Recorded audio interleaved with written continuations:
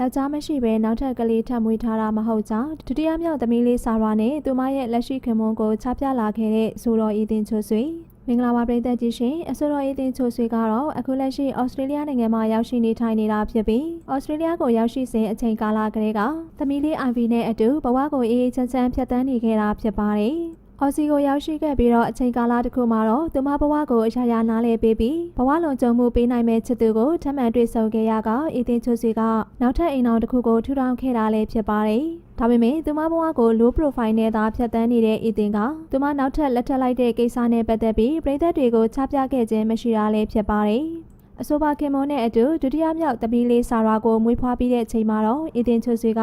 သမီးလေးဆာရာရဲ့ဓာတ်ပုံတွေကိုအရင်ဦးဆုံးပြသလာခဲ့တာဖြစ်ပါတယ်။အဲ့ဒီချိန်မှာပြည်သက်တွေကပထမတစ်ခါအိမ်အောင်မကြဘဲနဲ့ကလေးမွေးခဲ့တယ်လို့အခုလိုဒုတိယတစ်ခါမှလည်းအိမ်အောင်မရှိဘဲနဲ့ကလေးမွေးတယ်ဆိုပြီးမြမရိုးရာထုံးတဲ့အစင်လာနဲ့တွေ့ပြီးနေတဲ့ကိစ္စနဲ့ပတ်သက်ပြီးဝေဖန်ခဲ့ကြတာလည်းဖြစ်ပါတယ်နိုင်ငံသားမှနေပြီးကိုဘဝကိုအကောင်းဆုံးရပ်တည်နေပေမဲ့အမျိုးမျိုးဝေဖန်တိုက်ခိုက်တာခံရတဲ့အချိန်မှာတော့အီသင်ချိုဆွေကသူမအနေနဲ့သူမရဲ့ personal ကိစ္စတွေကိုချမပြခဲ့ပေမဲ့သမီးငယ်လေးဆာရာကိုခင်မောတဲ့မရှိဘဲမွေးဖွားထားတာမဟုတ်ကြောင်းဒီကနေ့မှာတော့သမီးလေးဆာရာရဲ့ဓာတ်ပုံလေးတွေနဲ့အတူသူမရဲ့လက်ရှိခင်မွန်းရဲ့ပုံရိပ်လေးတွေကိုပါချပြလာခဲ့တာပဲဖြစ်ပါတယ်အခုဆိုရင်တော့ချစ်ရတဲ့ခင်မွန်းနဲ့အတူသမီးလေး2ယောက်နဲ့တာယာပြေဆုံးကြွယ်ဝတဲ့ဘဝကိုပိုင်ဆိုင်နေပြီဖြစ်ကြောင်းအီသင်ချိုဆွေကတော့ပွင့်ပွင့်လင်းလင်းချပြလိုက်ပြီးပဲဖြစ်ပါတယ်